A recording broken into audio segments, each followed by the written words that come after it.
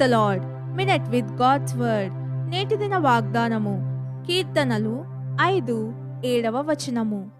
నేనైతే నీ కృపాతిశయంను బట్టి నీ మందిరములో ప్రవేశించెదను.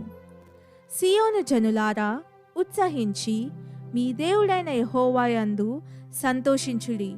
తన నీతిని బట్టి ఆయన తొలకరి వర్షమును మీకనుగ్రహించును.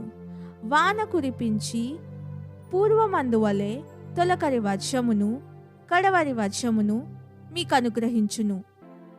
నేనిక్కడ సాధారణ వర్షం గురించి, వాతావరణం గురించి మాట్లాడడం లేదు, కానీ నూతన వర్షం అనగా నీపై, నాపై, మన దేశంపై రాబోయే పరిశుద్ధాత్మ వర్షం గురించి మాట్లాడుతున్నాను. శత్రు రాజ్యాలను జయించటానికి నీకు నాకు పరిశుద్ధాత్మ, పరిశుద్ధ అగ్ని కావాలి.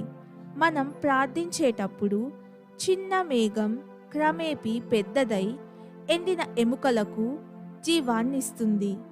దేవుని బిడ్డ, మనం ప్రార్థించినప్పుడు ఆయన వాగ్దానం చేసినట్టు దేవుడు మనకు తొలకరి వర్షాన్ని, కడవరి వర్షాన్ని పంపుతాడు. ప్రార్థన. ఓ తండ్రి, కడవరి వర్షం కొరకు ప్రార్థిస్తున్నాను. ఎండిన ఎముకలు జీవించినట్లు వర్షాన్ని పంపుమని ప్రార్థిస్తున్నాను.